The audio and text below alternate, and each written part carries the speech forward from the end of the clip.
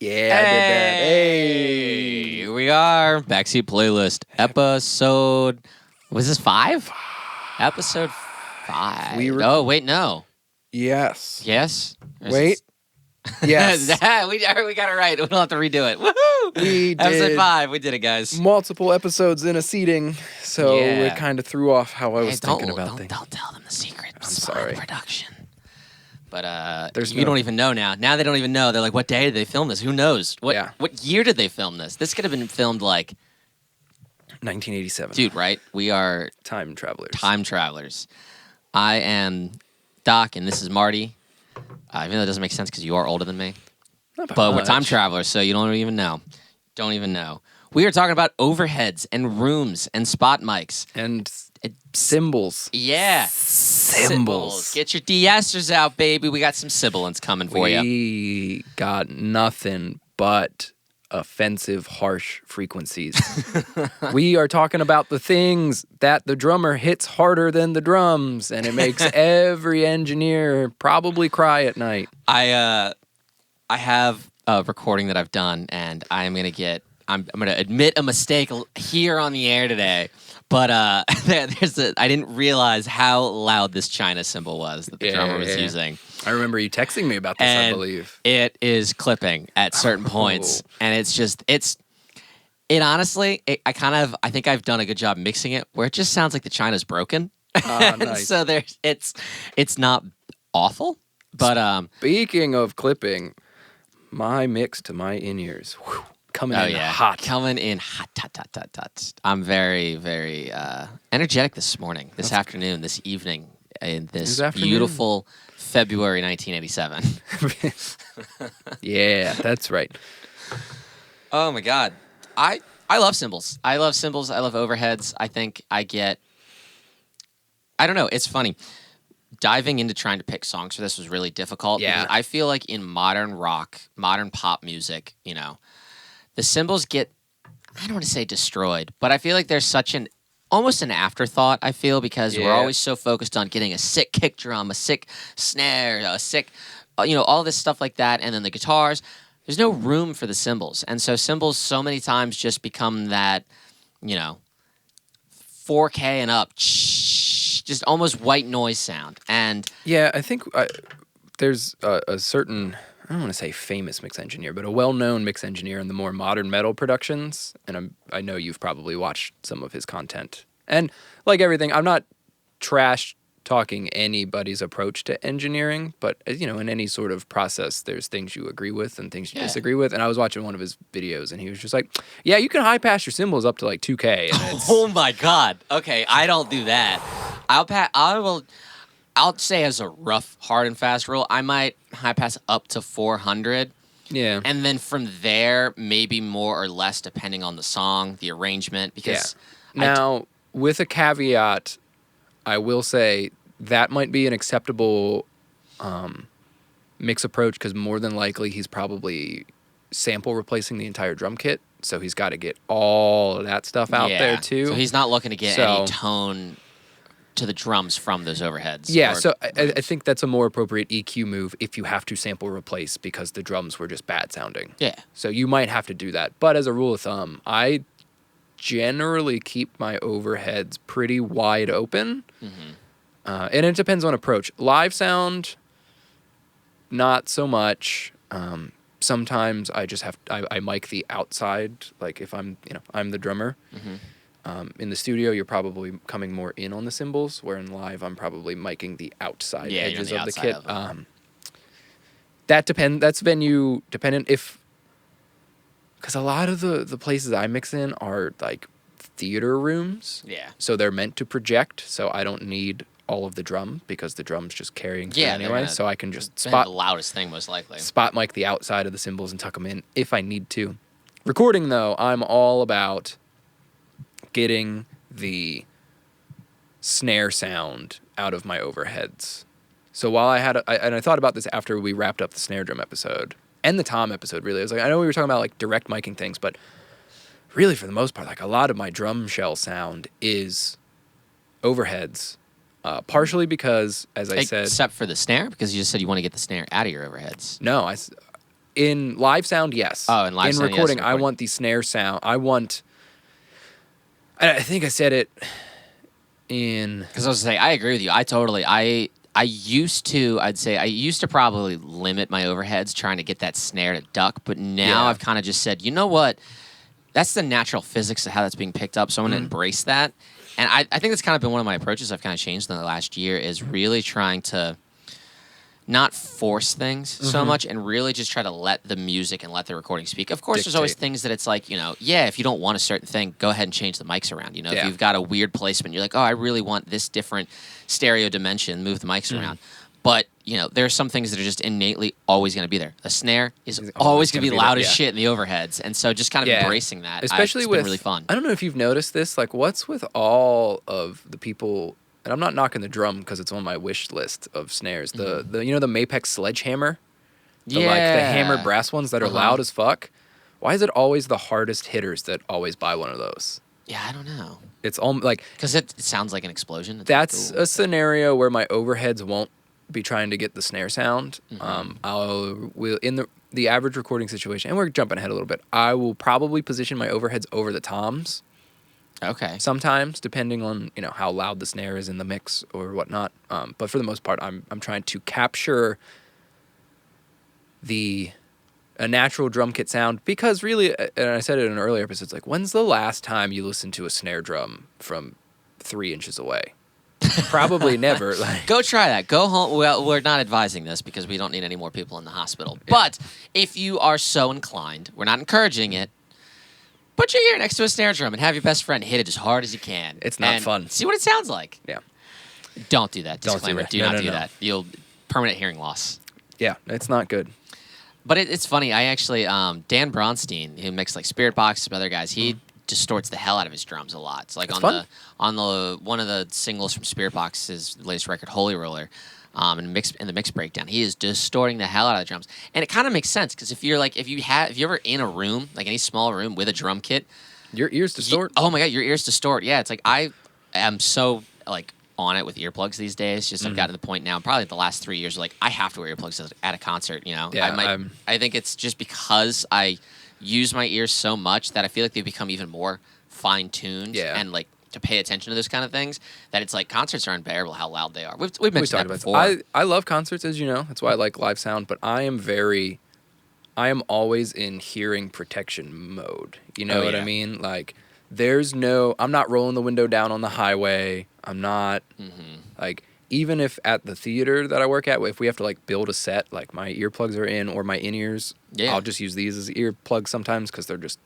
Yeah, that shows I use my in-ears as plugs all the time. And I did my friendly neighborhood Facebook PSA a couple months ago where someone just made a post where it's like, earplugs are $30 for pretty good ones. Like, wear them. The tweet was just, wear earplugs to shows, wear earplugs to shows, wear earplugs to shows. And someone that I used to work with commented like, I refuse to, and I will go deaf and die happy. And it was on my... but that's the thing. It was on my pro audio page where it was really hard for me, and this is my podcast, like I said, it was like, do you know how fucking dumb that is? Yeah. That would be like, I love movies, so I just stare into lights all day.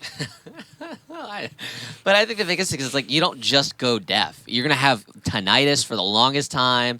You're going to be dealing with so many things prior to you actually then being deaf. The worst part about these cold February 1987 months is that... and I'm going to say it funny because I was recently enlightened that I'm pretty sure it's pronounced tinnitus. No, go screw yourself. I'm going to call it tinnitus because I'm pretty sure that's the... Okay. All right. Here we go. I think this is going to be history, man. This is going to be the first thing that we're going to have this argument. I don't even want to be proven wrong. I'm gonna be like a true American, and I'm gonna tell you to go fuck yourself. It's tinnitus, and I don't care what Merriam-Webster says. I want it to be tinnitus so bad. Yeah, but I don't. I was listening to a. I'm getting tinnitus now for myself yelling in my own ears. I was listening to a podcast with an audiologist, and they said it is pronounced tinnitus. Yeah, what the hell does an audiologist know? Yeah. What does an 8-year degree fucking mean? Screw yourself. Anyway, I hate this. Have you ever put your ear next to a subwoofer that's blasting at 180 decibels? No. Then what kind of scientist are you really? Yeah, fuck you, drunken frat boy who harassed us at a gig once and put his ear up to the subwoofer and said, I don't hear anything, so I hit the kick drum. Oh my God, I remember that. That was great. And then his face. Oh my God. Oh yeah, I committed a crime that day. I assaulted someone That was day. assault. That was definitely assault. Yeah, but it happened in like 1964, so I'm beyond the. Dude, I really wish I could go back in time and experience some of those days prior to them having this, like the kind of rigs we have now, where it was like, no, they literally had like 8 4x12s on stage to project volume. Dude, I was watching an old Frank Zappa concert, and holy shit, when his guitar comes in, it was mic'd up, but you could just tell, like you can tell how loud a signal is, even when it's been compressed and whenever, because there's a velocity to it. Yeah. That it's just like, even like listening to my phone, my face went, whoa. I guess it was just, he was ripping. I think we mentioned that before. I think it was Pete Townsend or somebody said something like, you've never lived until you've been on stage and it's been so loud that the air that's being pushed by the speakers is pushing you off the stage. Like, that's, again, I would like to experience that once with the best earplugs in and then construction headphones over top. We could set up like maybe here or maybe not here. No, I'm not listening to Click Click Boom. I refuse. I was gonna say we That's could a deep set cut. up. That is a deep cut right there for anybody in the know. Click Click Boom is one of the greatest songs of all time. But we could do like a setup where I could bring all of my cabinets. I could run like 4 Marshall heads, all 100 watts, and just we could rip it and put your drums through like a big PA and just tell everyone within a 5-mile radius, like, don't call the cops on us. We're doing something. We're testing something. Yeah, but I don't know if this is true for you, but when it gets cold, my ear ringies get a little more extreme. Oh, yeah. I think I'm going to make a completely uneducated assumption and guess, but like the air pressure does change when it gets colder, right? You know, the air. I believe so, yeah. I feel like that's probably why. Yeah, I lose a little bit of high-end like fidelity in my ear naturally. And so don't hire you in the months of January through March. No, I mean, it's not like... Why do Adam's mixes always turn darker in those times? No, they'd be bright as shit because I become singing. Yeah. No, I don't think it's... I don't think it's noticeable, but it's not degrading. Yeah. Yeah, it's like the top end just goes away for a little bit, and then like by the time March happens, it's just like, oh, yep, it's back. Do you ever notice if you listen to music like immediately after you've woken up and maybe you haven't got enough sleep, things sound faster? Yeah. What is that phenomenon? It's so bizarre. I remember when we were at Marzi Maddox's our last record, and one morning I put it on. And it was like right after I woken up, and I immediately called Matt and I was like, dude, what the fuck did we do? I was like, we played this song so fast. He's like, what are you talking about? I'm like, dude, I'm listening to it right now. Like, it's really fast. And he's like, dude, like, call me. He's like, take 30. He's like, did you just wake up? I'm like, yeah. And he's like, dude, that happens to me too. And he's like, wait like 30 minutes, like put the TV on, just get your ears like situated. And I went back and listened to him like, oh, okay. Yeah, I can't go direct. Yeah, like first thing in the morning, I'll have to put it on through like our Sonos system or something. It was so crazy. I like all the years listening to music, I never noticed that. And then I think it's just because it was my music that I was like a lot more keyed in. I was like, what the hell? It might happen to you because you're a guitar player. It's happened to me as a drummer. Whereas if I'm working on complex exercises that focus on my left hand, even though my click is mono, my brain will interpret it as to go into a different, like it will turn like panned, like because you're kind of focusing. Yeah, that's interesting. Not so much as a guitar player because I rarely at this point ever break down like left and right hand. Like when I first started, I would because I didn't have, but now it's like I kind of need to do both things. So that doesn't really happen when I'm practicing. I was just curious because it happened to me once. I was like freaked the fuck out. No, I'd say. Yeah, no, I've never really experienced that. But it makes sense, though. I could totally see that happening. Speaking of hearing, I finally picked up my headphones that I ordered to the wrong house, and I'm scared to listen to my old mixes. Oh, I know, They sound... I'll let you listen when we're done. There's so much depth to them, it's ridiculous. To your old mixes or the headphones? Hopefully both, but... I don't mind listening to old mixes. I don't necessarily always will go and put them on, just be like, hey, I want to listen to this. But if they pop up or someone's like, hey, because I am very proud to say that pretty much everything I've worked on, I really like. I like the artists that I've worked with. I really like their songs. So I do enjoy listening to them. And I think That's why I beat the shit out of myself so much because I'm like, I want this to sound a certain way. But I think I do. I'm still at that point where I beat the shit out of myself when I'm mixing, and so I think even when I send it out and I finally go, I need to just send this out, and the band might say, this is great, this is awesome.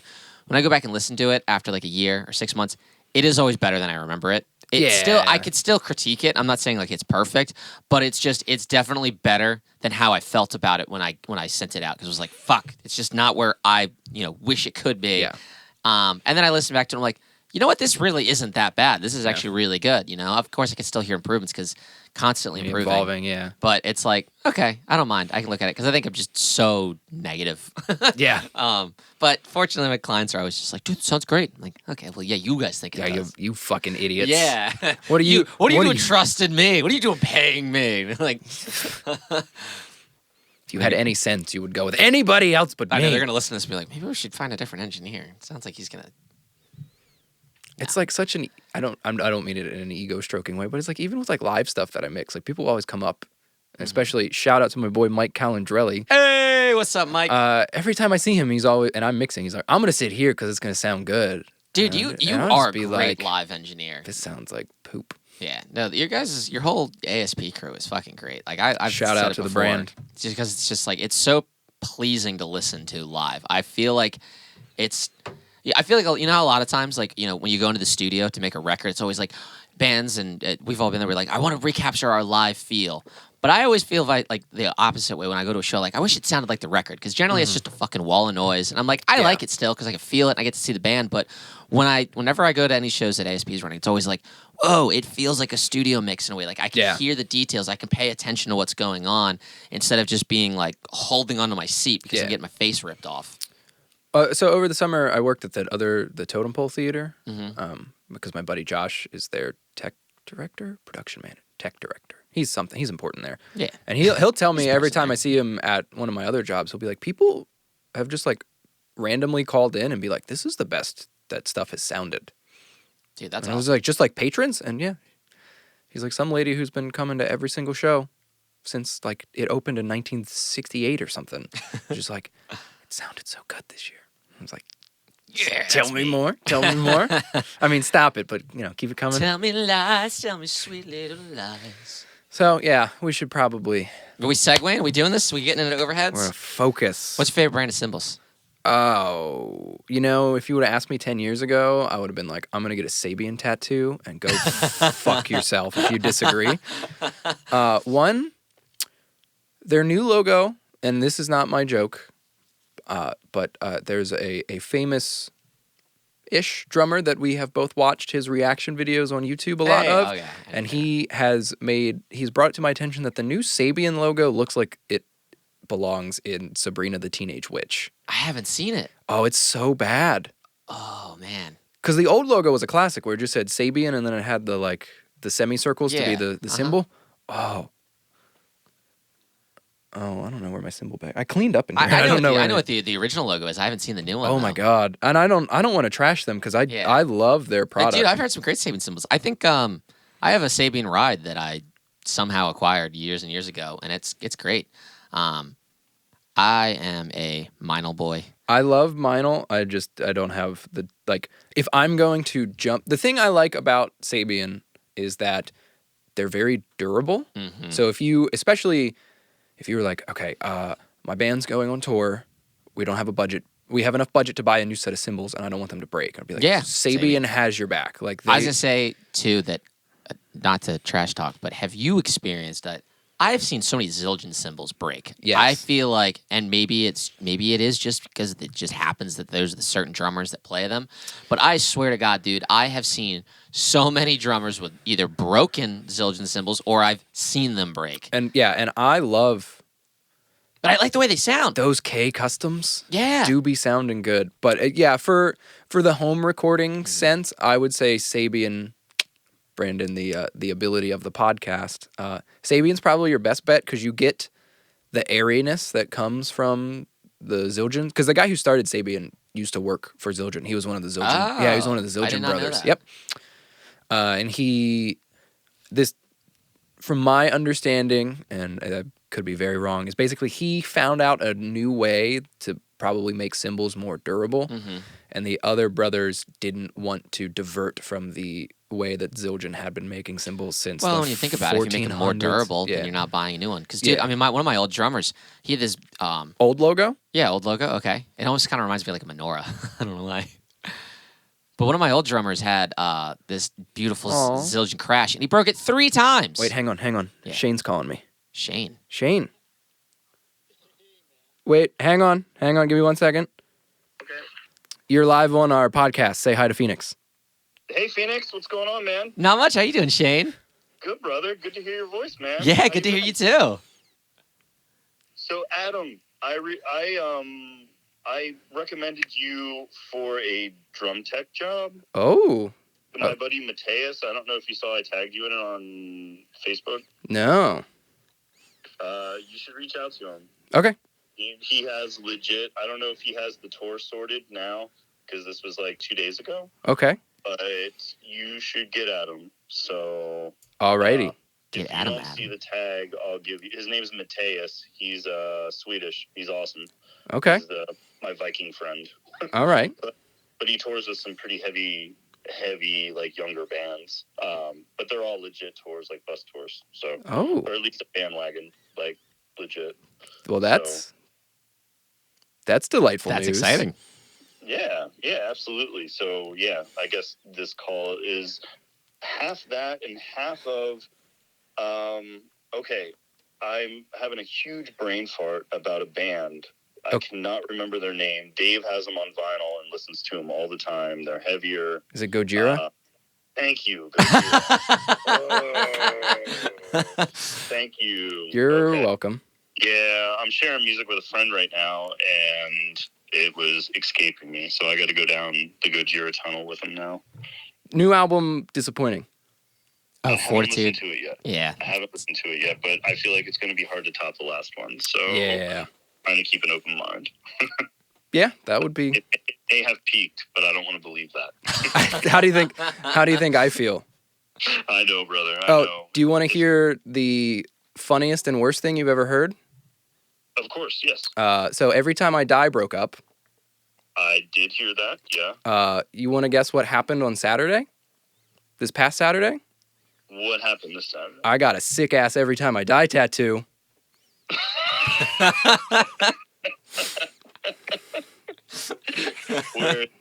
Where is it? In the ditch of my elbow? Okay, cool. I was just making sure it wasn't like across your chest or anything. No. And then I got my booster yesterday, and the nurse tech was like, "That's a sick tattoo," and I was like, "I don't want to talk about it." It's a lot. I'm sorry. I got a little sad. Going through a lot right now. Oh, buddy. I'm sorry. It's fine. All right. Well, hey, I didn't mean to interrupt your podcast, but... No, it's all good. Maybe you'll have to be on it one day. Yes, that'd be awesome. Yeah, dude, let's do it. I'm totally down. In person. Let's So. do it. Let's do it in person, and let's catch up before, so the next time we do it, we can talk about, like, stuff instead of, like, oh, my God, we got to catch up. I haven't talked to you in 18 months or whatever. Exactly. All Word. right. Hey, Phoenix, glad to hear you're around and doing well, man. I heard the stuff that you were doing with you were jamming with Bobby's son for a while, right? Yeah, we did. I did a show with them. I think I'm gonna be playing bass on a recording for them soon too. Yeah. Stuff's turning out awesome. Yeah, man, it'll be good to talk to you. So that'll be really fun. For sure. All right. Take care, guys. You too. All right, see you, I buddy. will. Thanks for the recommendation. I'll reach out when we're done with this, and then I will thank you by buying you a drink or something. Yes, sir. Yeah, no worries, man. I'll always throw your name out there. Sweet. It's just with the touring industry the way it is right now, it's going to be few and far between for a little bit. Yeah, that's where things are at. Yeah. So, all right, brother. All right. Talk soon. All right. Take care. Well, that was awesome. That was fun. This is what we bring. We will answer phone calls. Next, when my I almost said podiatrist. What is that? Is that a foot doctor? No. I don't know. Did I show you the Sabian logo yet? No, you didn't show me that one. I don't even know where we were at. We were yeah. the new Sabian logo. New Sabian logo. Yeah. I feel like that could have been cool if they did like a special run of cymbals, and it was like, check out the new logo for them. Like exclusive, like a brand run. Yeah. It reminds me, it looks kind of like the old like 80s Japanese movie fonts, you know? Like Godzilla. Sabian. Yeah, I just... Yeah. Yeah. I'm Can not a we huge do fan that of it. accent? Do I have to cut that out? No, we're fine. All right. Yeah. All right. Sidetracked. Drum tech opportunity. Yeah. That would be That cool. was cool. I don't have a passport, though. Yeah, well, you might want to go get one. I should probably go get one. Good thing you got boosted today, too. Yesterday, yeah. Look at that. I mean, shit, I don't even know. Most countries are still just like, we're not letting anybody in. It could just be a U.S. tour, too. That would be cool, but- though. Regardless, that's awesome. That'd be really cool. I know. And that name sounds familiar. I mean, that's a common name, Yeah. but I feel like Well, you are a Viking yourself, so. I feel like I know a Mateus that's in like a Swedish metal band. Okay. So that'd be cool. Yeah. I would hide in your luggage. Living the dream. Living the dream. But Meinl cymbals are my go-to. I love them. I love Anybody 'em. that brings them in, I love it. I love it. I love it. I feel like they Yep. just have a wide range of airiness to darkness. Yeah. I will say, though, that I have yet to hear any Meinl cymbals that can give you that kind of explosive kind of thrashiness that like Sabian and Zildjian, some Sabian and Zildjian have.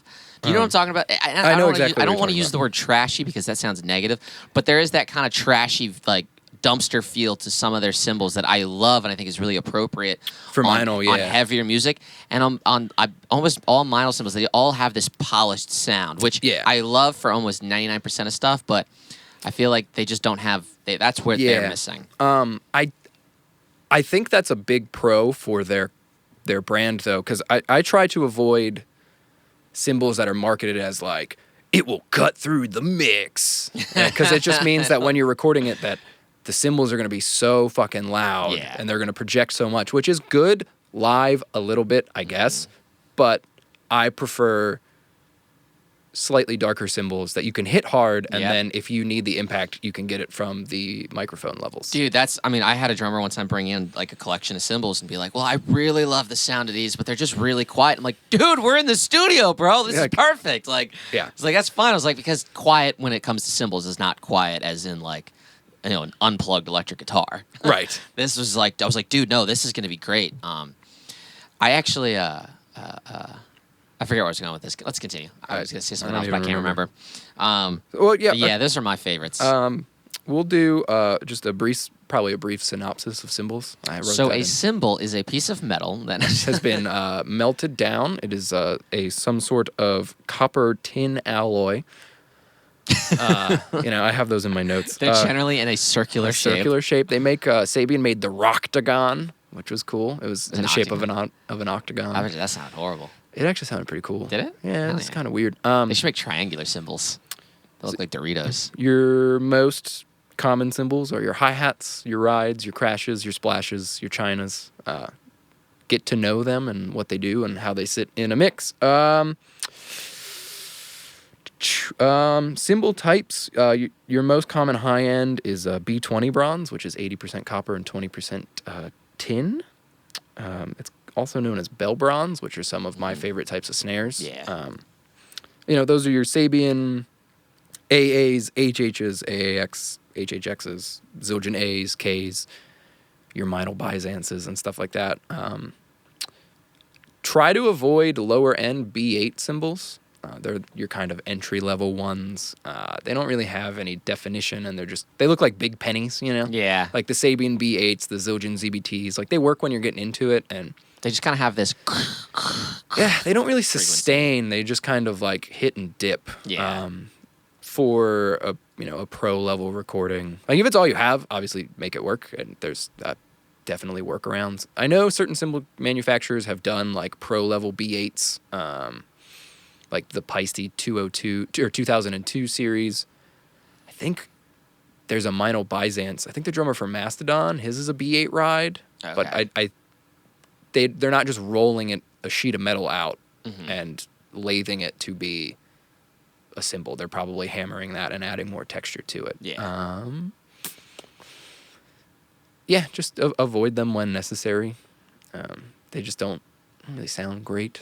Just don't add a lot. Yeah, Sabian tried to do the APX series like 10 or 12 years ago, and that was their pro level. And they're just the pro level B8 cymbals are bright and cutting and everything that they're advertised to be, but it's a lot. It's exhausting. Yeah, I think that's one of the things that I look piercing. for. They're I know a lot of the Peisty Rudes are also B8 bronze, and it's just there's just not a great cymbal tonality to them. They're commonly referred to as, a lot of the death metal guys, like the Peisty Rudes, which is ironic because I'm going to say I'm not a big fan, but then one of my overhead sounds is there's a lot of Peisty Rudes on that. I just don't like cymbals that are really exhausting to listen to. Yeah. Because they're going to be hit repetitively most of the time.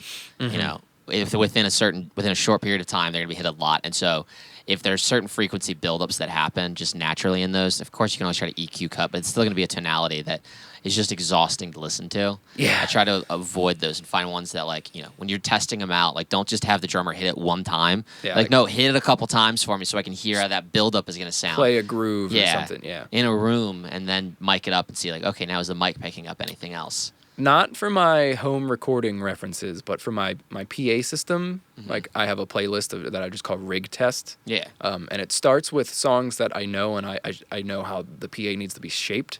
And then on the tail end of that playlist is songs that there are frequency ranges from certain instruments that I don't like. So I will play those as well to hear how the PA is going to react to those nasty buildups and stuff. So there's a couple albums that I love all the songs on, but either the hi-hat is painfully bright or the kick drum is the loudest thing on there, and it's covering the vocals, but you're still a good record. Yeah.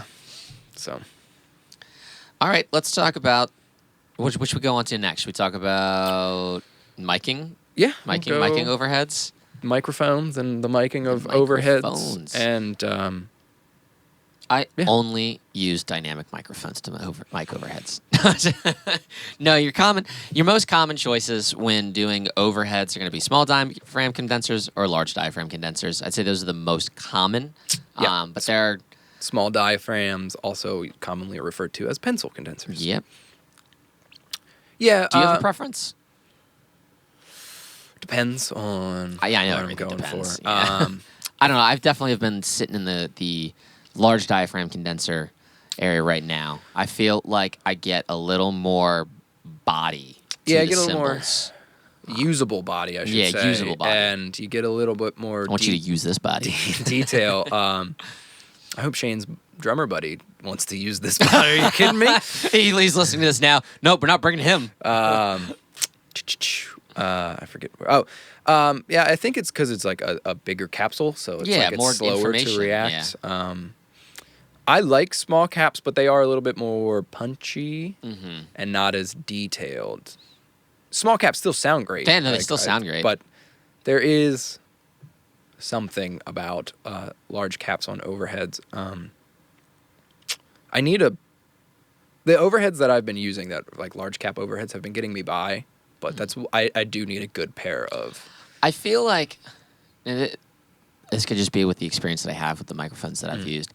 I feel like when it comes to then being in a mix, I feel like small diaphragm condensed overheads will you can blend them in a little bit more because I feel like there's a little less usable body, a little less detail that they kind of will just sit back and you're not going to notice them. They're there. Yeah. Whereas large diaphragm condensers give you a little bit more stuff that if you're really trying to capture the particular sound of those cymbals and use those for an artistic choice and not just hey, we need the overheads in there and I got to find a way to fit them in the mix. Yeah.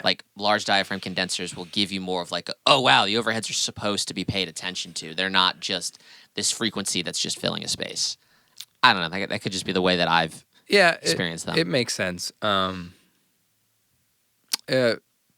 smaller rooms, maybe a large cap won't be a really low ceiling basement room. The large cap's probably not going to be your friend. That's true. Just because of you'll probably have some phase issues, and it'll pick up so much detail that it's. Yeah, this is a pretty low ceiling in here. Yeah, but that's all of my drop ceiling is actually just compressed fiberglass. So it's cool. really no different than putting, a sound panel over the whole wall. It's not, or the whole ceiling.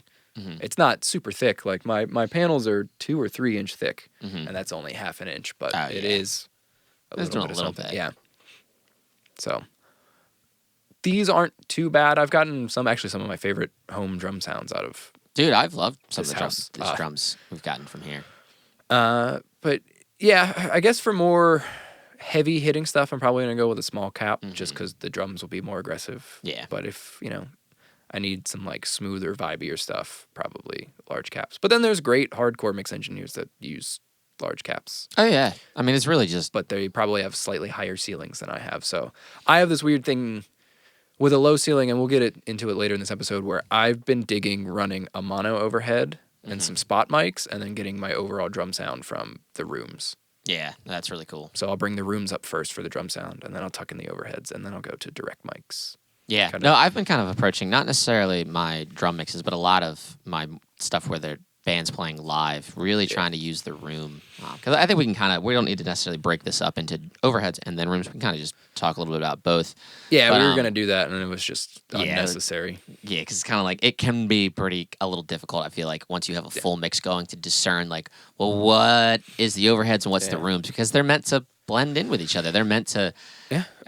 Ribbons work great for overheads, too. I just don't own a pair of I've ribbons. never used... I have a single ribbon mic, so I've never used that as an overhead. I've got the Royer R10? Yeah. 10, yeah. I love that as a room mic. It, I don't know. It's got this punchiness to it that I really like. There's a little bit of a boominess, and that's just my room. That's just the room, the way I have the room positioned. That's also a good... But it's body. It's really nice. It kind of reminds me of it gives you that room sound that I feel like I hear on a lot of like old Zeppelin records. Yeah, it's cool. For a ribbon mic, I like to actually have it as a ribbon as a room mic. I don't like it pointing at the kit. I'll mic the walls on the side, so you actually mic just the room. Nice. Or turn it sideways so it's micing the floor and the ceiling. That's so like cool. the main kit is in the null point of the figure 8 pickup pattern, and then you're just micing it for ambience. That's really cool. I dig that. That's a good way to also get a stereo image out of one input too, because you can always duplicate it. And I am also a big fan of the 47 as a room mic. Yeah. I have a clone of one that has been lent to me. We've also used your yours is not the tube version, right? You've got the Warm mine's Audio the FET version. because I wanted it specifically for a kick out. Yeah, and that sounds great as a kick out. But I feel like we've used that as a room before, and it also sounds really great. Yeah, I would do Like a that close room. that Omni kit front thing. But before we dive too heavily into rooms, because we both love drum room mics, let's talk that's my about favorite. let's talk about some overhead placements. Put them in the drummer's butt. Yep. And you're good to go. I mean, there's quite a few. You could do an XY pattern over top of the drummer's head. You could do a spaced pair.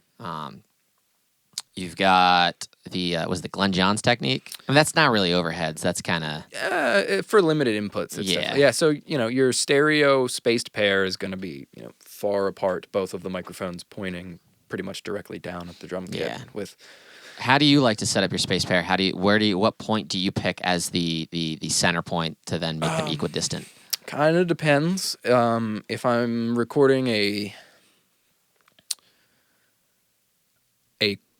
snare that sits better in the mix, if it's a good player or just a good drum choice where the snare is pretty balanced, I try to get the snare to be my center image. Yeah.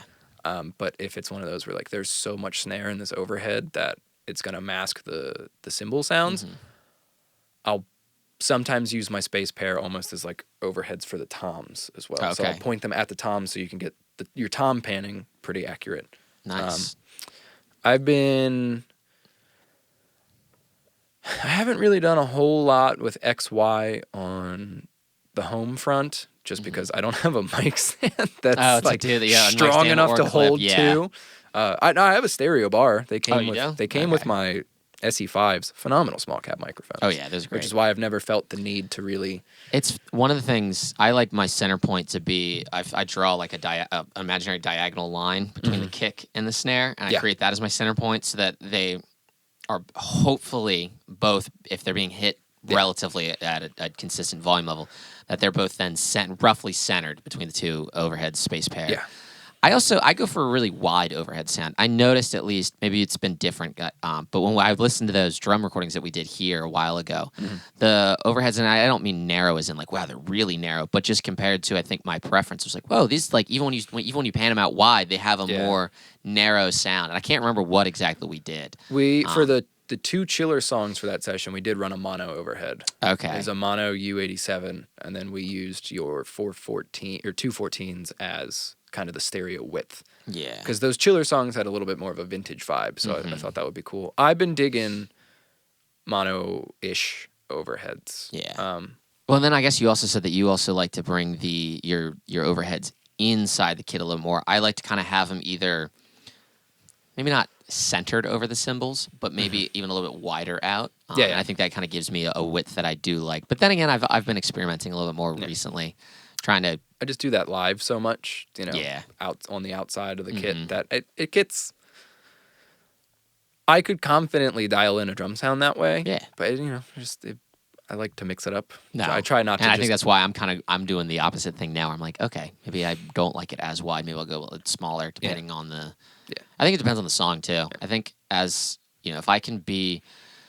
Depending on the band, if we can do some good pre-production and I can get to really know the songs beforehand, because sometimes you got bands that come in that are just like, they don't even really know what they want, and so you kind of have to figure it out as you go, which I really don't recommend. I always really recommend sit down with the band, try to find a way that, like, if you can come over to their rehearsal space, listen to their songs, make some demo recordings, so you can really learn the songs and figure out where do I want everything. Yeah, I think that's kind of important. And I think it makes for a better record when the engineering is a little bit different between each song. I always find that fun when it's like, oh, hey, it's placed cohesive, but it's just a little. Yeah, it's cohesive because it's the same band, the same instruments, same time period, and I think session. I think when you master it too, I think whenever you get it sent mastering, I think that's what's so important about mastering is for an album, one guy will make sure it all kind of blends together. Yeah. Yeah. So you can do XY. If you prevent a lot of phasing.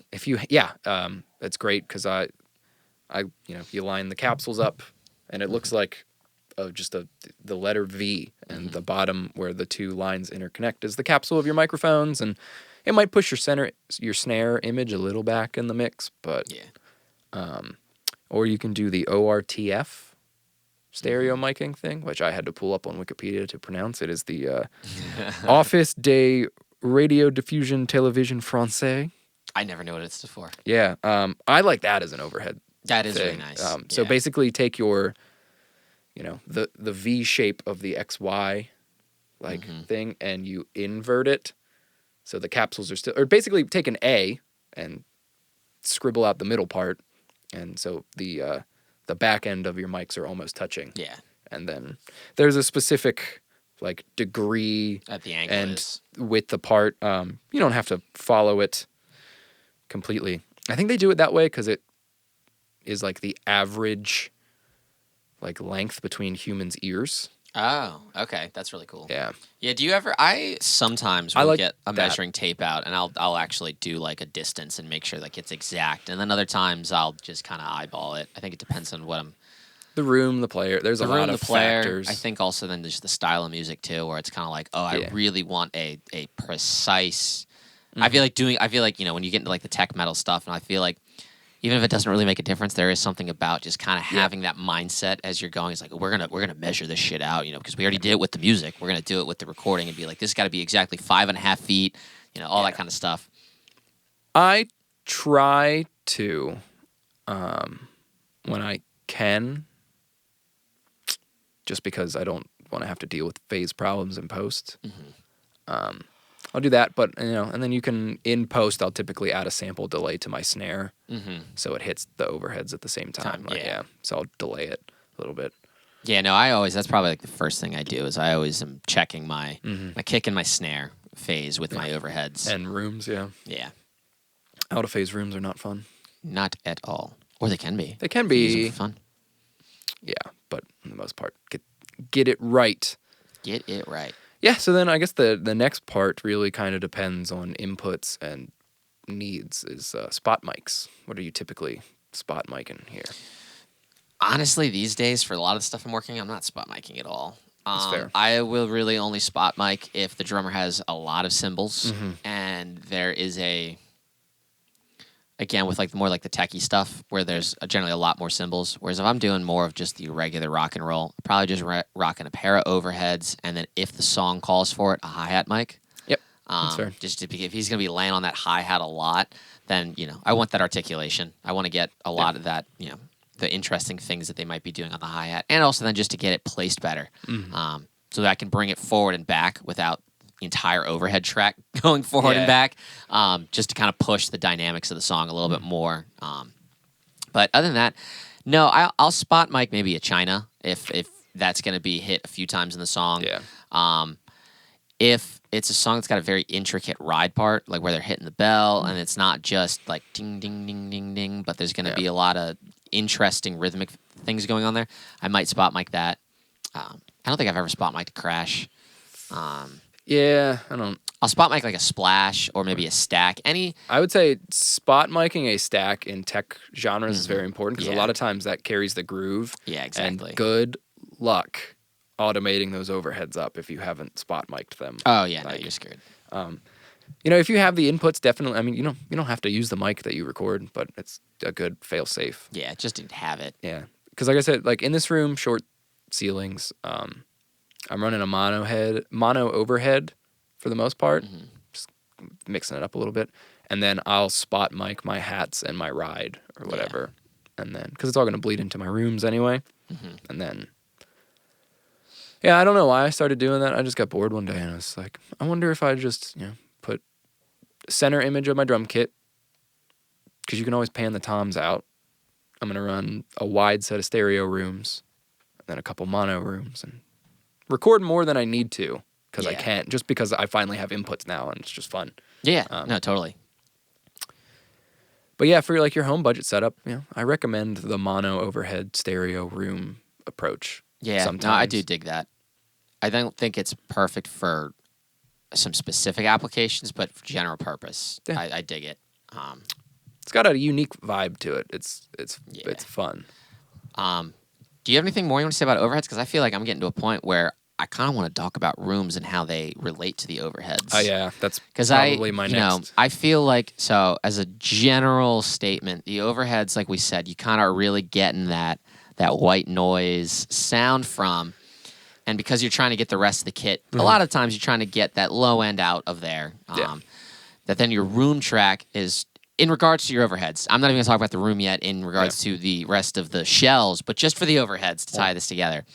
I feel like that's then where you can get a lot more of your body back into your overheads, and that's where you can then also, I feel like it adds a lot more of the depth back in to the overheads and gets you a lot of that. Some of my songs on here I picked because of the balance between the overhead tones of the cymbals, but then there's this depth that these cymbals then have. Because of the room. So I think it's really an important blend. And I think you can get the best of both worlds in terms of your rooms providing you back some energy to your overheads, but also still giving you that the body to your kit. Yeah. But I think sometimes, depending on the room that you have, that you kind of have to pick one or the other, that you're going to say, hey, I'm going to use my rooms to add back in some body to my shells or my overheads. How do you feel? Yeah, it's a fight and a compromise sometimes. Because I have the inputs, I'll typically run a wide stereo thing kind of in the corners right here. And then if I can, I'll put mics just directly below the capsule so I can have far shell heavy things or far overhead heavy things. My home recording hack, and we did it for the longest time, was just an XY set of rooms. Oh, yeah. Because they're gonna be in phase. I still use that a and lot. You pan them out wide, so you're not aiming at the kit. You're kind of aiming at, you're basically giving the drum set a hug with where the capsules are pointed. Yeah, I almost kind of view it as like a triangle. That those lines where starting at your capsules, the lines shoot out, and the edge of the drum kit will then touch those lines. Each corner of the triangle. Yeah. It's kind of similar to how you set up your monitors in a mix area. That your head is not actually the point of the triangle. The point of the triangle is right behind your head. Yeah, it's kind of the same thing. Same general vibe, but just if you there's so many triangles. Rotate the triangles. Yeah, I mean, it's really subjective. I'm on a kick now where I like to use my rooms as the main-ish drum sound. Well, I mean, when you think Just about you it, listen it's to drums in a room. yeah. so. I mean, that's the most. Everyone always talks about like. I think we said this earlier, but like trying to recreate that live vibe. Like, why doesn't it sound like my drums or any of my instruments? It doesn't sound like it does live. And I feel like your room mics are the closest representation of like that's what your drum kit sounds It's like. yep. This is what it sounds like. This is how it feels because again, like you said, you're not listening to a drum kit 3 inches away from it. Right. The whole close mic sound is not a realistic sound. Right. But your XY pair of rooms that's 10 feet away, 5 feet away from the kit. It's like that's a good overall representation of the balance of your kit, And I think that can be used as a really good learning tool for drummers too. I think when you pull up the room track, like this is how you naturally play. This is what it sounds like. Do you notice? You can point things out. Like, dude, notice your ride is screaming. You need to lighten up on that. You don't need to bash the hell out of it. Or notice, dude, your kick's disappearing. Like we can't really hear it. You do need to play louder. Yeah. I've done that before. I've played the room track because I'll pull up a mix and they're like, "Man, this sounds great," and I'm like, "Well, we're having some issues," and I'll mute all the direct mics. It's like this is what this really truly sounds like. This is an accurate representation of the kit. Like we need to get this better. I love rooms. It is so integral to I think creating a unique drum sound. Yeah, and that's why I record probably too many room tracks with drums, but I like no such thing. I just like the options of, and I'm not, again, you're not, if you set up 4 or 6 room mics, you're not going to use all of them at once. But, maybe the bridge section needs to be a little bit more ambient. So you automate some things down and you just bring in this one room mic that you set up and that's your bridge drum sound. So then when you go back to the chorus or the verse, your full mix of the kit comes back in and it moves further. Yeah, and room mics are really cool too because you can use them like maybe you meant it this way, but like almost as like an effects track, that classic instead of doing high pass, low pass to get just the mids to create that cool filtered effect. It's like, oh no, just pull out all you're going to the intro of the song or something like that, and it's just the room mics. Like that's a really cool sound. Yeah, I think in the next episode we're gonna talk about more about like trash mics is what I call them, where they're just a randomly placed room mic that's meant to just sound kind of dirty and distorted and not great. They're a fun effect, but they're not always necessary. Yeah, I would never have one rolling through the whole song. I'm not gonna burn an input to be like, well, I can use a trash mic. Yeah. But like no, I would record definitely like a cleaner room sound if you're. Yeah, and I feel like the rooms. I'm not strapped for inputs. So. The rooms are really what give you your energy. It gives you energy. It gives you the character. Yeah. It took me a while to embrace that idea. I think when we were like learning, we were so worried about getting everything clean, so we never even thought about rooms. We're like, I record room tracks for everything. Yeah, guitars, basses. I might not always do a room for guitars depending on the genre. Yeah, but always with drums nowadays. Yeah. Always with drums, and even if I will say the other thing too is I think we can kind of tie this in. I feel like this might be on the next episode when we go to talk about more of like the actual production and the processing. But creating a fake room, Yeah. If you do not have the inputs, I personally for more of like the modern pop, rock, and various genres, I would prefer to have the overheads and then create a fake room. Yes, absolutely. Yeah, and creating a fake room would just be sending the shell, sending the overheads to a bus, and then processing that bus to create a fake room. And with that, good room reverb sounds out there. Yeah, they're great. I mean, some of the rooms, and that can be a trick too. If with your space that you have, it is not cheap to change the sound of your room. No, and so you are going to develop a certain sound that comes from your room. That you can augment by adding reverb, or just scrapping that and saying, I'm going to create a completely different room sound. We're not even going to record a room mic, and I'm just going to fake one and have a unique sound. I've had to do that before. Yeah. It's not ideal, but sometimes I'll blend the two ideas together. Sometimes, instead of if I'm short on inputs or just because I know creatively I want to do that, I'll have my real room sound that might be the room that I'm using for like the majority of the song, but then as an effect, I bring in a completely different room, and then it puts the drums in this different space, even though the direct mics are still there.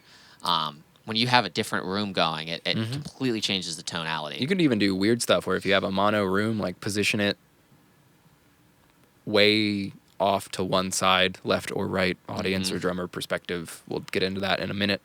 And then just send it to a mono room reverb on the other side and pan them away from each other. So they're both roomy, but it's kind of different. Yeah. And just a weird kind of atmosphere. It's really unlimited. There's so many odd things that you can do that aren't wrong. Like, you know that I've done a fair amount of mastering over the last couple years, and I got an album that it was recorded really clean.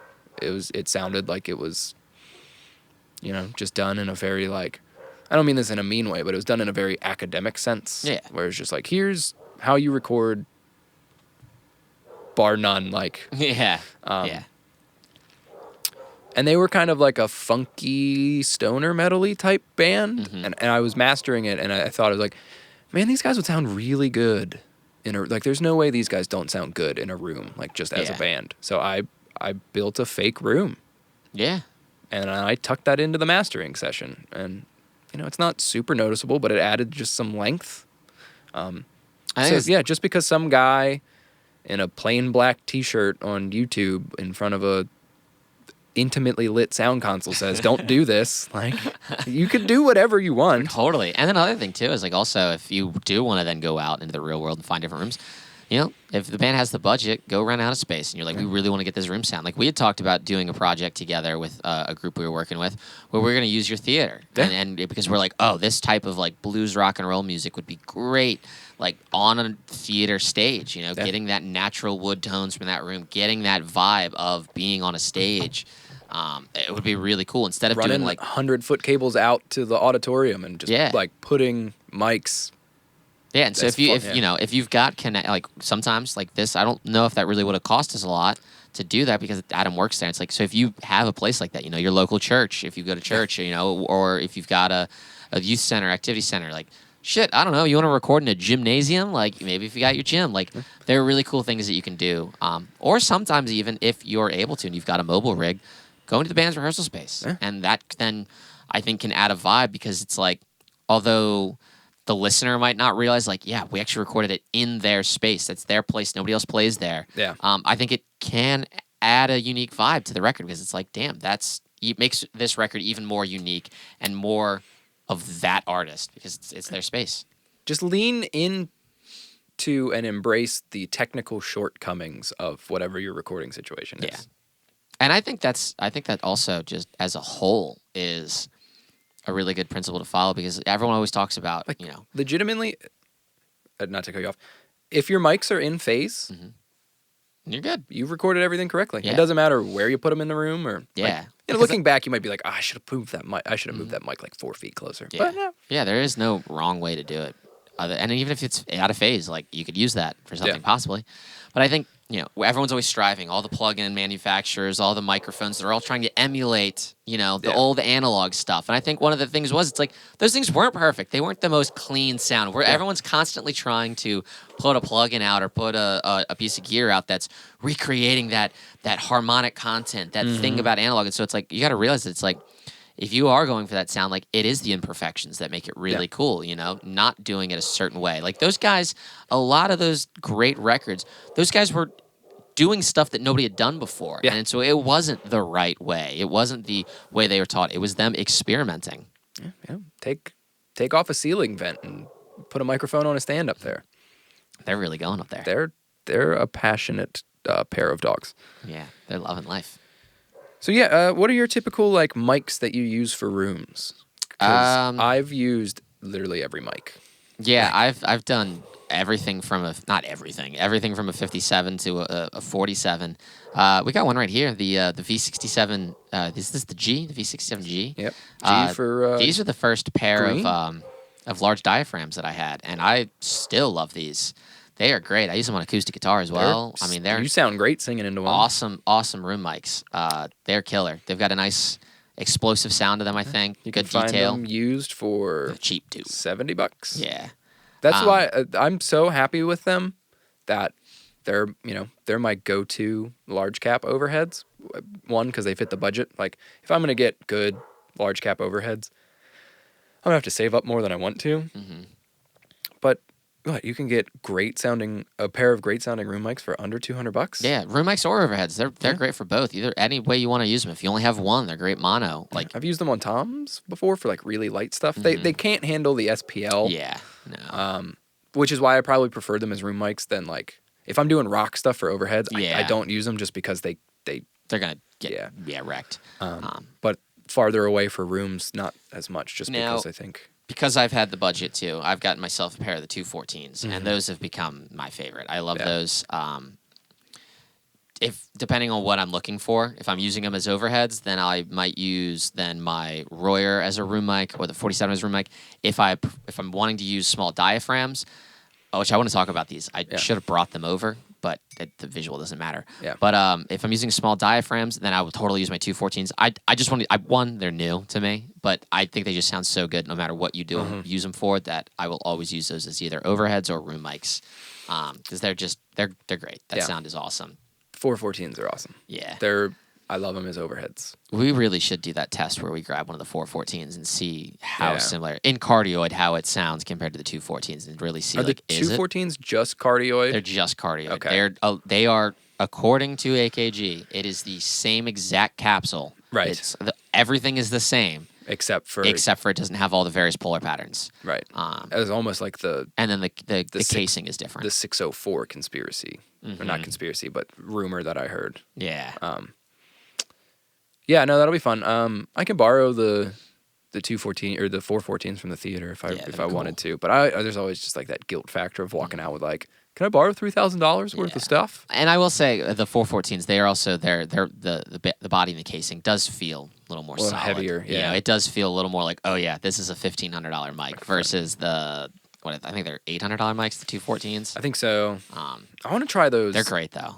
Loutons, Oh my god, dude! I really want to try some Loudon stuff. because they're on one of my picks. There's another company. They've got Lewitt? Oh yeah, Lewitt. Yeah, yeah. you knew exactly what I was gonna say. They're like a black and green color. Yeah, scheme. you watched the one, the German guy whose name I can't remember. He did a shootout of Lewitts versus Neumann's. Oh, I didn't see that. I watched. I should have saved $4,000 and just bought the Lewitts. Yeah, I watched. Spectre Sound Studio. Yep. Glenn, I like him. He's funny. I do like him. I don't agree with everything he says, but he's an entertainer. He's infotainment For sure. But they did a drum recording where with the Lewitt guys, and it was really cool. I was like, shit, that thing sound really good. They I mean, do. it goes to show that Glenn and all those guys, they all know what the fuck they're doing, especially because that room itself that they recorded in was like $1 million room. Right. That was a great room, and the drummer was great, but it was just like, damn, those might sound good. Yeah. But I want to talk about my $100 Amazon.com purchase of I needed a pair of small diaphragm condensers. They are called Lyx or Lyx, Lyx. Maybe there's another X. I don't know. I think it's just LYX. But I have this small diaphragm pair, and they came with 3 additional capsules for each one. So the capsules I have on are the cardioid. Then it's got hypercardioid, omni, and then I also believe a figure 8 pattern on it. That wouldn't make sense. That would no. I think it came with 3 cardioid, hypercardioid. It might be omni. Maybe that's it. I don't know, but that's crazy for $100. I'll look it up. And they are allegedly a matched pair. I don't believe that, and I also really don't care. I really don't care about the whole matched pair thing. That I will never spend the extra $100 to get a matched pair. I don't buy it. It's like I'm sure it matters. I'm sure if you run audio tests on it and you do like detailed scientific tests, yes, you'll see something. But when it comes to then actually hearing it, once you get shit in a mix, I don't care. It's not enough for me to spend an extra $100 or $200. But those little fuckers are awesome. The first pair I bought one of them was broken, so I sent it back. But you can buy them from Target. All right, you can buy them from Target. Cardioid, omni, and some sort of tighter cardioid. Yeah. And omni, cardioid, and super cardioid. How much are they at Target? $100 with $6 of shipping. Dude, and the case they come in is like the same case. It's like a heavy duty case, like the foam. It's the same as you'd get from Warm Audio or even from AKG. It's like, I mean, dude, you could throw that case on the floor. I was blown away, and they sound pretty good. I remember when you got them, and he's like, I bought these cheap mics, and they sound good. And I was like, there's no way. And we used them for a drum recording, and I heard them, and I was like, oh shit. You're like, these are really good. Holy Honestly, crap. like as far as like budget picks go, they don't make these anymore, but you can find them used. The CAD CM 217s. Mhm. We actually use these on that same drum recording as Yeah. the room mics. They sound dark. Yeah. They have a nice like boomy ribbon mic vibe to them. Mm-hmm. So as overheads, they're not great, but I like to use them as rooms or like my trash mics, which we'll talk more on in another episode.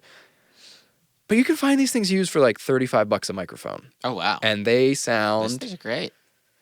I mean, I guess you could find the whole CAD drum mic kit from back in the day. I don't recommend that. Those don't really sound that great. But if you can find that thing for under $100, these little microphones, the pencil condensers that come with it, are worth that money alone. I find like, I think we brushed upon this in another episode about starting off with like shittier gear. Or not necessarily shittier gear, but cheaper gear. Like you have to. I think it's great because I feel like it forces you to better your techniques because you know, like with those Licks microphones, like you can't just put them up and they sound great. Yeah. Like you have to do fine air because they do have a little bit of harsh sizzle. We had to fine tune it a little bit. You know, but when you get them there, it's like this sounds great. This is awesome. There, you cannot critique them. Like you wouldn't. Like this is totally fine. Whereas versus the AKGs. Really, as long as they're in phase and you throw them up, like they're gonna sound great. Yeah. They just temper themselves really nicely. Yeah, it was the same thing. Maybe it was our catching up episode or something where we said there was someone who has been recording for as long as we've been alive, put up all SM57s on a drum kit, and they were better than us in audio school. They opened the mic locker and they were like, "Do what you want, pick whatever you want," and they blew us away with 57s. So. Yeah, because it's like if you can get good at making like just any old microphone, finding the right placement for it, you know. I think it's about learning the microphone too, having an extensive knowledge of the equipment that you have. Like, you make it sound great, you know. Like I buy nicer microphones now. One, because I can afford them, and two, I have to do just less processing stuff. It's more of a just I know, and I think my fundamental techniques are good enough that I can set a good microphone and forget it. And it's just like I'm going to use the mic to do what I want. Then. And because it just starts to kind of come naturally. You know, like, your room, you know your setup, and so you know, like, okay, I know what this... I generally know what sound I'm going to get if I place this microphone here. Yeah. You could give me Tiger Woods' golf clubs, and I would still be slicing it far right every time. But if you gave Tiger Woods my shitty golf clubs, he could probably... He would make par, you know? It's the undefinable characteristic of you've made enough mistakes to know... Yeah. Like, I have never found the right place to put a microphone, like, initially. I just know that I can't put it here, I can't put it here, and I can't put it here. Yeah, it's so almost about knowing where you here, shouldn't put it rather than where you should. And it's kind of like, well, here's where you shouldn't, but there you go. Yeah. And I think, you know, I will never be one of those people that says, the gear doesn't matter. Like, of course it does, you know? Like, you know, it's like, yeah, Eddie Van Halen playing like a piece of shit Squire at a Target. It's like, yeah, he can still make it rip, but it's still going to sound like shit compared to him playing one of his own guitars. And it's like the same thing. But it's just like if you can learn to make something bad sound good, you're definitely heading in the right direction. So that when you do have the good gear, like you're not going to have to think about it as much.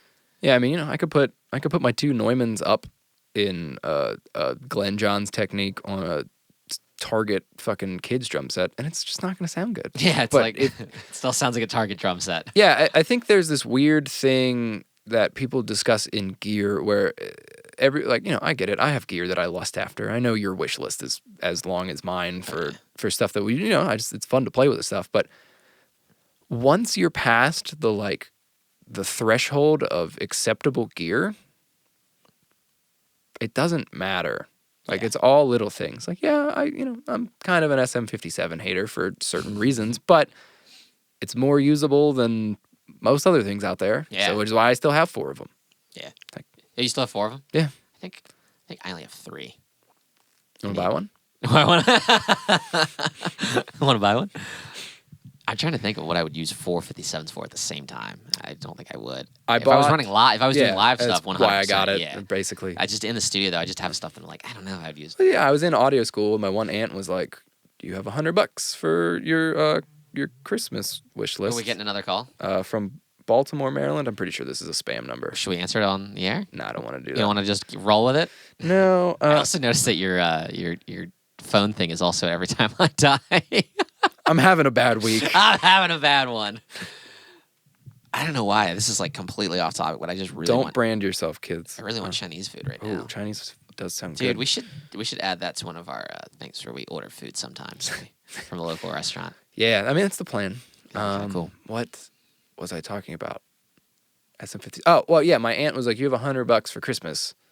And I was like, "Well, there's a deal in Sweetwater where you can get a SM57 with a cable and a stand." So I got one. Ooh. And then later on, I bought one of the Shure mic, packs. the drum one. Yeah, and it always comes with Big 57. big regret. Big regret. I don't like the Beta 52. Sorry. Not a fan of it either. Some people get great sounds. Yeah, I think that's. Have we covered enough that people have a vague sense? Oh that- yeah. No, I think we definitely.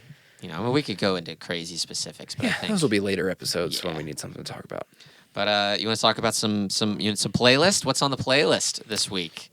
This was like really difficult, and that's I think our original idea was to separate overheads and rooms, but then we just got to a point when we were listening to music that we're like, Yeah, you can't, like, you really can't be like, oh, that's really just the great overheads. Like, it's such a blending. I mean, the entire, Yeah. I mean, all mixes are that, but like, you can definitely separate like Yeah, I think the the snare drum direct from the room. only thing we didn't mention about room mic placement from my notes that I looked at is that if you have them higher up, they're going to function more like overheads and be more cymbal oriented. And the closer you are to the floor, the more drum shell oriented they're going to be. So now, because I said I have the inputs, I will run probably my MXLs high up as a wide, airy sound. And then, honestly, I think I'm just putting 257s like in line underneath them.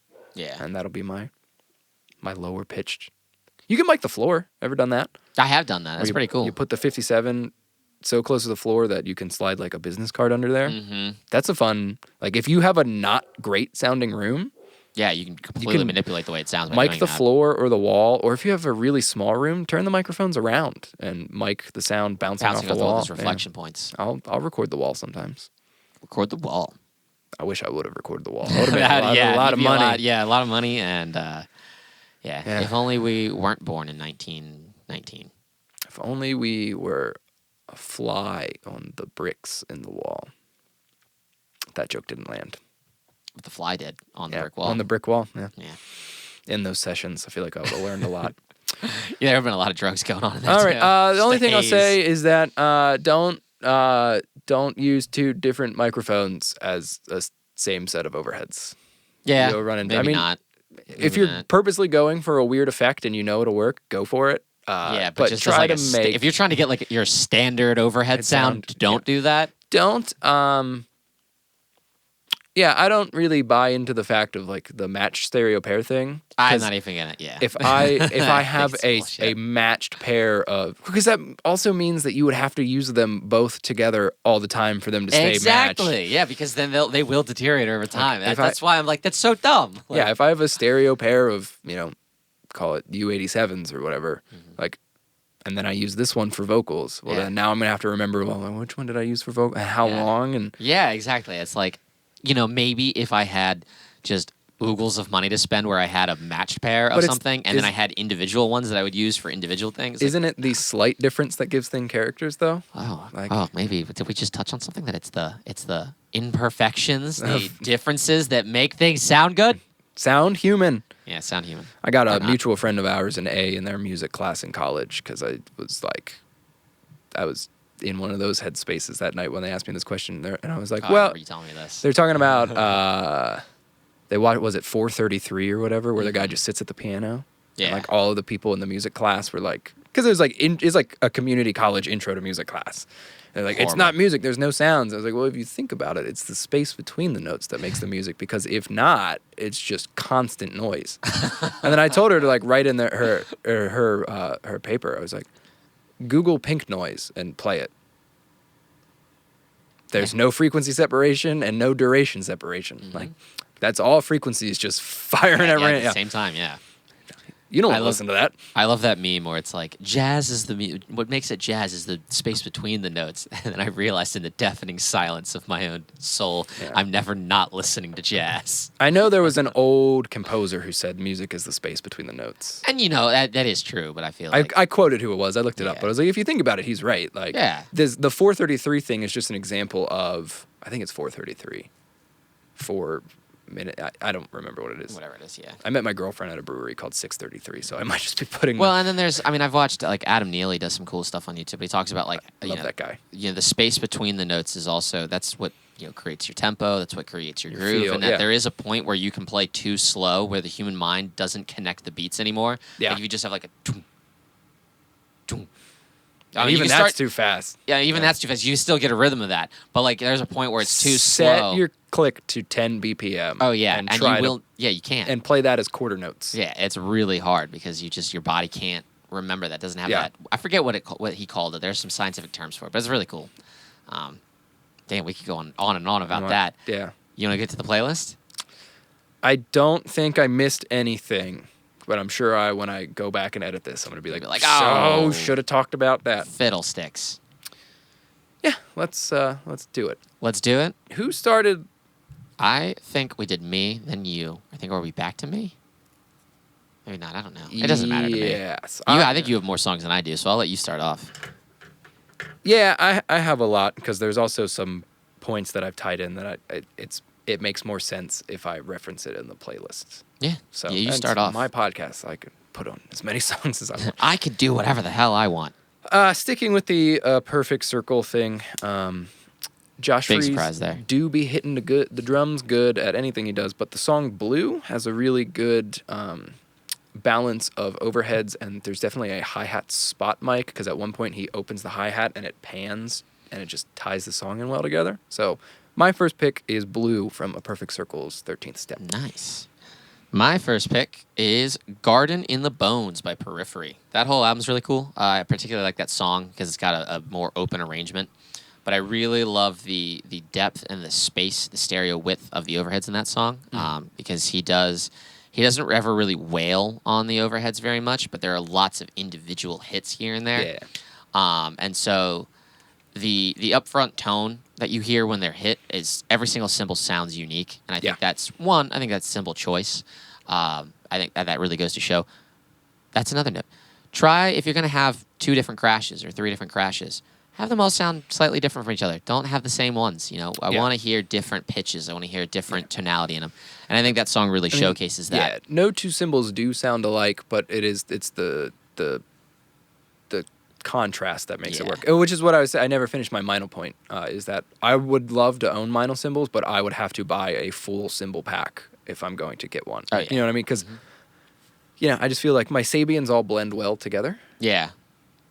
Yeah, So I rarely ever see a lot of mix matching going on. Yeah. But the other thing about that song is also then the room sound is really nice. When you listen to the way the snare reverberates in that room is really key to it. But then also, I think this is a really great choice of the blending of the room mics for the overheads because you can really hear the cymbals in the room, and it adds this depth. You can kind of hear them as they fade away, not fade away, as the amplitude goes down. Yeah, decay. Decay. There we go, man. Yeah, I'm a scientist. I feel like you can really hear their decay in the room, which I really did because it adds a real depth to the sound. So, Garden in the Bones by Periphery. Sweet. You can get crazy with your overheads. I do like putting some phase on an overhead. Oh yeah. It's a I like fun- that swimming sound a little bit. So my pick for that type of vibe would be Schism by Tool. Nice. Those overheads do be phasey, and I feel like it is one of the coolest drum grooves maybe ever, but the phasiness of the hi-hat and the overheads really help that song kind of carry and give it a feel. Adds groove to it. I think that's one of the things that can be said about a little bit of phase in your overheads is that it's there's a lot on this one. Yeah, but there's no wrong way to do it. Sometimes that adds to the movement of the song. Yeah, if the performance is great, but the cymbals are just kind of stagnant, throw a phaser on there. Exactly. Yeah. Pitch and warble make them kind of stand out a little bit. Yeah, warble. All right, number 2 for me. I have them written down in a different order, but I'm actually gonna because I've got 2 that I want to talk about last because they're my favorite things. But number 2, I would say, is Black Sunday by Coheed and Cambria. That's off their latest record, and I think it's just a really good, just a great overhead sound. The cymbals all sound really nice. They're all placed very well. Again, I think that's a song where there's no wailing going on the overheads on any of the cymbals, and so that does lend itself to that. But I think it's just a really good example of a very good middle ground of there is body to the hi-hat, their body to the cymbals. They're not just the white noise that you get in a lot of metal, but they might not be as articulate as some of my other choices getting down because there is a little less room in there. The overheads are just really clean. They're very smooth sounding, and I'm a big fan of them. They're nice. They are there when they need to be there, and they're not when they're not. Sweet. I realized I wrote down the wrong song for the artist that I wanted to mention. There is on the Sound Awake album by Carnival. There's so many good songs. That's a great example of really good use of room tone for the whole mix. Yeah, I originally wrote New Day, but I think my pick's gonna be Dead Man. The one is that Dead Man at the very end of that? I think so. It's very Tool-esque. I like it, but the combination of rooms and overheads in that mix is phenomenal. It really ties it together. Yeah, that whole album. Give that whole album a listen. Anything by Carnival, really. I mean, that album in particular has a really good blend of room tones and just really interesting engineering choices. One of the best sounding records, too. It's beautiful. And they tracked the bass and the drums live together. Yeah. No, I think that room, lends to that. I think it's really fun. It does glue it. Yeah. Really, really tight. That rug really tied the room together. Yeah. All right, number 3 for me, and anybody that was listening to the pre-show probably already got this spoiled for them, but Almost Easy by Avenged Sevenfold, particularly just because I love that ride bit where it's tick, tick, tick, tick. But I think that's a great example of spot mics. That you wouldn't really be able to get that kind of direct crispness out of a part like that if you just had just a space pair of overheads or XY. That there's definitely, they were like, we gotta make sure we get there, because there's an attack to the ride that if you listen to it later on in the song when he's just riding it, had to go there. That's when he's just riding it, it's not as attack oriented. It's a little smoother. Yeah. But when this particular part comes in, when you listen to it, you'll hear it because it also then pans left and right. Yeah. It's like, those are spot mics, and I think that's For great. sure, yeah. That's a great use of them. Is something like that where you're trying to emphasize a certain part, because I think in a lot of your just modern music, the overheads are just there. You know, they're not. They are creating a rhythm. But I feel like there are certain songs, this one in particular, where the overheads have their own moment to shine in terms of like it's not melodic because it's playing one note, but there's this rhythmic or melodic aspect to like, oh, whoa, that's really cool. That really stood out. You know, sometimes with like a China, you know, with like a ksh, ksh, ksh, there might be a cool rhythmic thing that breaks up your standard eighth notes or quarter notes. And I think having a spot mic on that particular cymbal when that part comes up can really emphasize that groove change. And this song does a great job of that. I'm going to do a callback to the snare episode, I believe. But there's a cool thing. I'm going to say, Before I Forget by Slipknot again. I might not put it on this playlist because it's on the snare playlist. Is it? Yeah. Okay. I like to get the snare sound out of my overheads. But put it on there. It's a great song. Everybody would argue, or no one would argue, Slipknot, heavy. No. Heavy band. No. Heavy band, Billy Joel. Yeah, for sure. Bruce Springsteen, the E Street Band, heavy band. Slipknot, no. Wimps. Yeah, chumps. The overheads on that album are not very compressed. We've talked about They this, might actually just be wide open. And I think a lot of, in modern metal music, there is a lot of extreme compression on the overheads. You know, a lot of people put like L2 down on the overheads to just get the snare out of there. Yeah. I don't know, that Slipknot record's fucking heavy, and those overheads are like wide open. Not even genre related. When I saw Tyler Childers in concert, their front of house guy, I'm pretty sure, just left the overheads just wide open, and it was it's just the way I like overheads is I like them behind the vocal. But more narrow. So I guess I'll throw 2 callbacks in to round out the overhead, and then also it's very apparent on Invincible by Tool if you listen closely. And it's also because Danny Carey does the hi-hat and ride in the middle like I do. Well, I do it like he does. He copied you? Yeah, believe it or not. Look at you, Adam. You're influencing people. But it was, they're tucked. He's got a huge drum kit, and the crashes are kind of panned out. I think they were recorded tri-mono, but the hats and the ride are very, very much narrow in the space, and it's just, I don't know, I like it.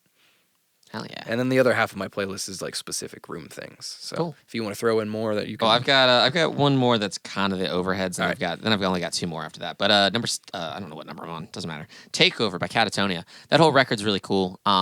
They are a metal band, but they kind of have a very atmospheric vibe to them, even in their heavy parts.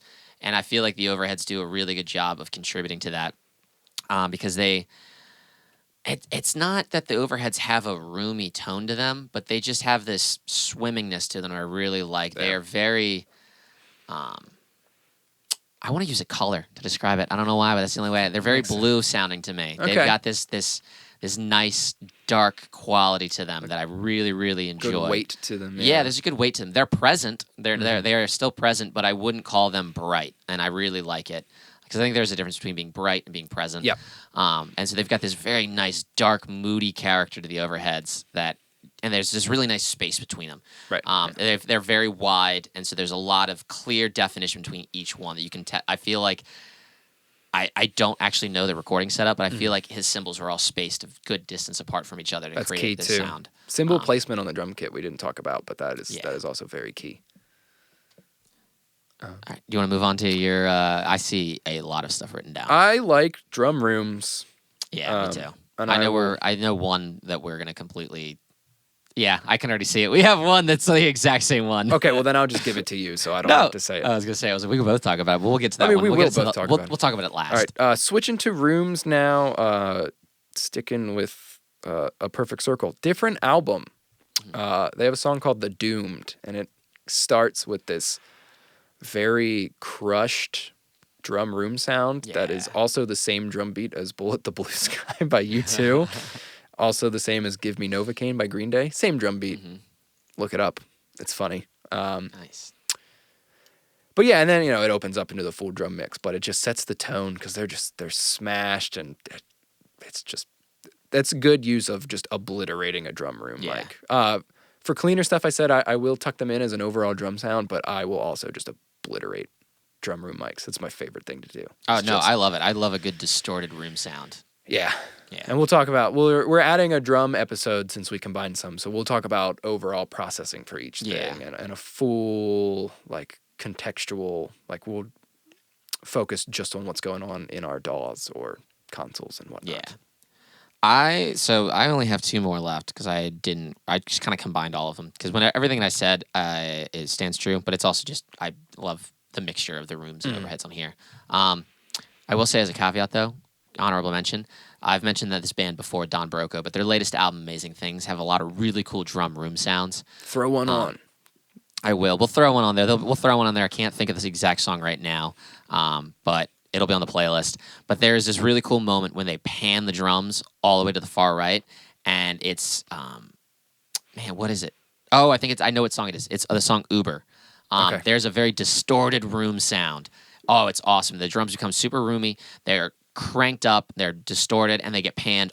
Everything gets panned right, and it's a really, really cool effect. It's a really good use of using the drums to create an atmosphere for the entire song. Yeah. I will go. My next pick will be "Shame Shame" by the Foo Fighters. Oh yeah, I love that one. The room sound on that, it's more room heavy than it is overhead heavy, but I also think they recorded it in the stairwell of this like haunted mansion they were recording it in. So have you seen the preview for their movie? Yeah, I might be trying the theater that I work at also has cinemas. Ooh. I think we may have talked about this on the last episode. Yeah, you gonna try to get that movie in there? Yeah, just for preview. Because I found out that Corey doesn't like the Foo Fighters. I was like, would you watch that? And she's like, yeah, that sounds so fun. I was like, I said in sarcasm. She goes, I don't like the Foo Fighters. I'll go see it with you. She goes, we talked about this. I was like, we did not talk about this. Oh, we gotta talk. I gotta talk to Corey about this because you know me. I like some of their songs. She is a hypocrite because Shame Shame came on. And she goes, I can't listen to this because of your brother's parody of it. What was his parody of it? We'll talk about it off air. It's borderline ruin the song for me. Oh, that's great. So I don't can't want to wait. ruin it for the audience. Okay. Out of respect. Yeah, I've got it's not even a love-hate thing with the Foo Fighters. I think they're great, but I don't think they're like one of the greatest rock bands of all time. I think they write good songs, and that's about it. Yeah. I think their production is what really is awesome. In their last few records, I think Dave Grohl's passion for getting into that I think has been great. They would be a good argument for their songwriting they're like totally opposite of modern music. And I'm a huge Dave Grohl fan, as people know.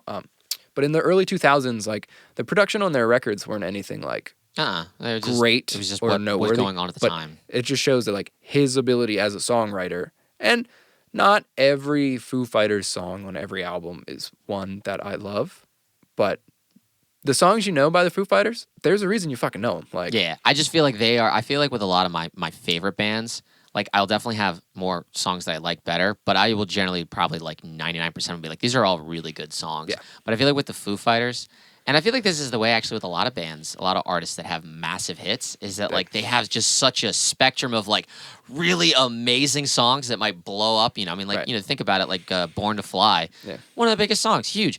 But then they've got shit that it's like, I would never listen to this, like I will skip so many tracks on a record. And I generally like bands where I like all of their catalog. That's fair. And that's just how I feel. But I also just respect the authenticity too. Because like you've never been like, oh, they changed their look for this album. Like it's always just been like, just Dave Grohl looks like fucking Dave Grohl. Mm-hmm. Like, just. He'd be nothing without Kurt.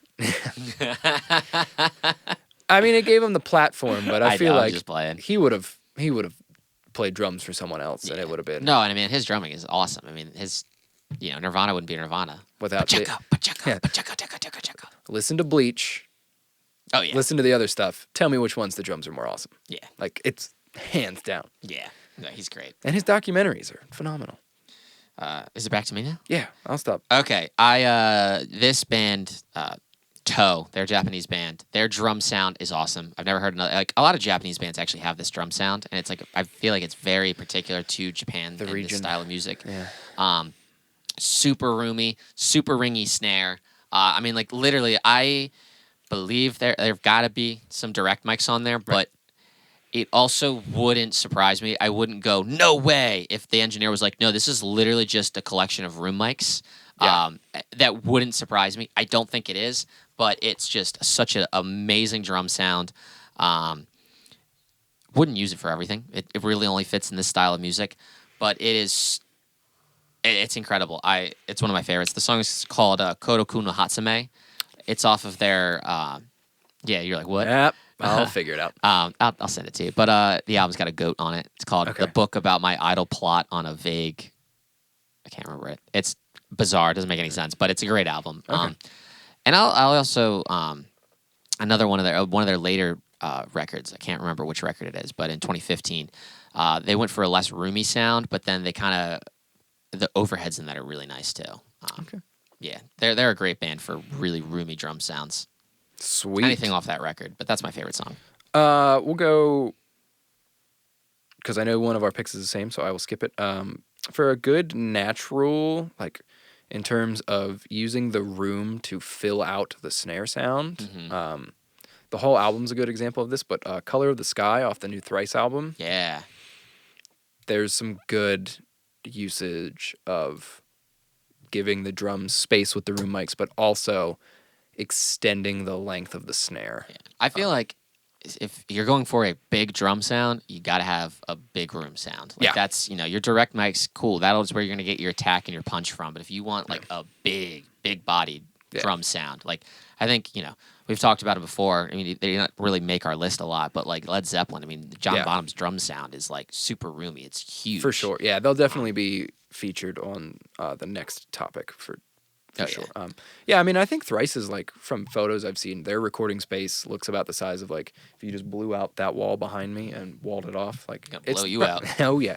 Oh yeah. It's probably not. Stick around for the after show. Definitely not the biggest room ever, but it's and tall ceilings and you don't need a huge room to get a big drum sound. No. I didn't mean that. But I think it is easier. That's how. Oh, it's definitely easier. Yeah, but I think that's when you get creative with your placement. But yeah, there's just a good usage of, and from photos from the drum tracking session, it looked like they took two Royer 121s and did, I guess, with ribbons, it's not XY, it's Bloom line. Yeah, that looks to be about the main room sound, and it's good. All right, are we ready? Can we both just unanimously say that this is like our favorite drum sound? Did we pick the same song? I think we picked the same exact song. Yep. All right. Yeah. Ready? 3, 2, 1. Rabbit Foot by Defeater. Yep. I think this is just unanimously like J Moss. Has he come out with his drum plugin yet? Did that ever come out? He has his drum a samples. Because he had the original one, but then he was doing a new one. I'm pretty sure it's out. Because I know he came up with that whole master program or whatever. Master, yeah. But I love J Moss's engineering. His guitar. I mean, literally everything about those records sounds awesome. He's a 421 on the snare guy. Is that what's going on? Yeah, he mics his drum kits. I'm pretty sure. And now, is this song still one of the songs? Because I know like their first 2 or 3 albums, they recorded that like in his basement, right? Like next to a laundry. I'm pretty sure he had like a dedicated studio space by this point, by this album, but because you can tell in the quality of the production. Regardless, though, even listening back to their first album, like his drum sounds are just like, how did he do that? And he's in a concrete, unfinished basement next to a washer and dryer. Yeah. But this song in particular, there's a part when it gets into I think it's like 3/4 of the way through the song, and it gets to the rim. There's just the clicky rim. The clicking rim. This room sound is just, I don't know if it's the room or a reverb, but it just it doesn't matter at that point. You just sit and go, this is it. We've achieved. This is like getting to the moon. We've done it. Yeah, I'm pretty sure, because I had like stalked his Instagram page heavily. I'm pretty sure he had like 2 sets of rooms where he had like a figure 8 room mic, and then he had like 87s as close rooms, and then 414s as overheads. Yeah, it's let our podcast get big so he can come on and tell us how he recorded tell us them. how they did it. But it's just that drum. His drum sounds, I think. Now I could be completely wrong, but I feel like I've watched some of his mixing videos, and he utilizes everything. When I say everything, he utilizes the rooms, the overheads, the close mics, all in synchrony with each other.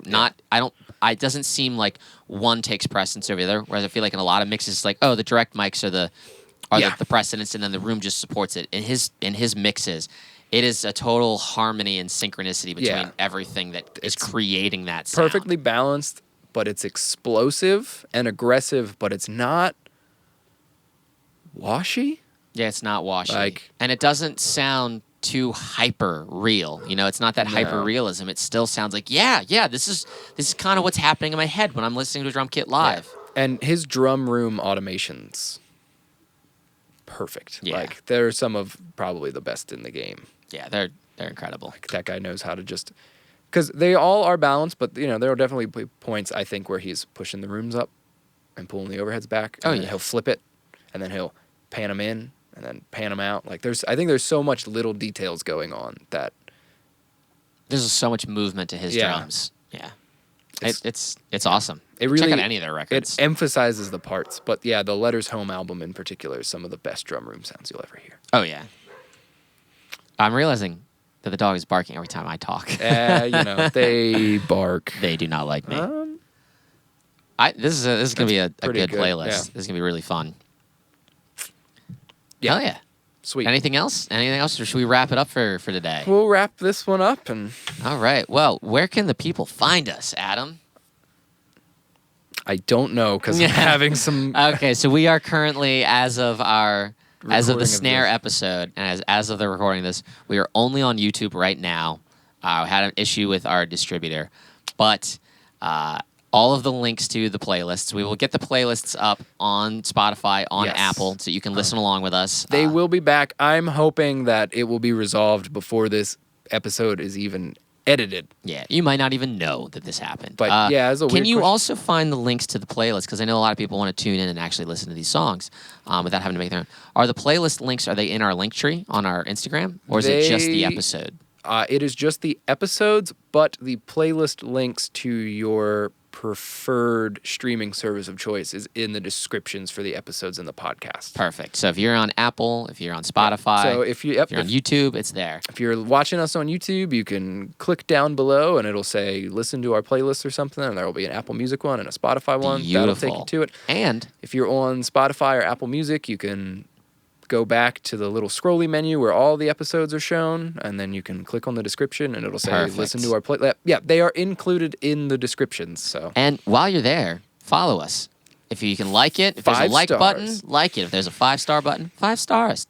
And then leave a comment. Anywhere you can leave a comment. Leave a comment on our Instagram page. We got to be those guys. We got to conquer that algorithm. Yeah, we are the backspace. Backspace Boys. The Backspace Boys. This is the Backseat playlist brought to you by Reflections Arts Collective. Follow us on Instagram. Follow the network. This is the only standalone Backseat playlist thing. Everything else will be under, if you're into, I forget the word, when you just use the initials of it. But yeah, follow us at Reflections Arts Collective. That's at Instagram, on Facebook, on YouTube. Subscribe, like. Share. Please share it with your friends. Share it with your mom. You know, maybe she can knit us some hats or something. Who That would be knows? cool. Show your boss. Yeah, show your boss. That, yeah.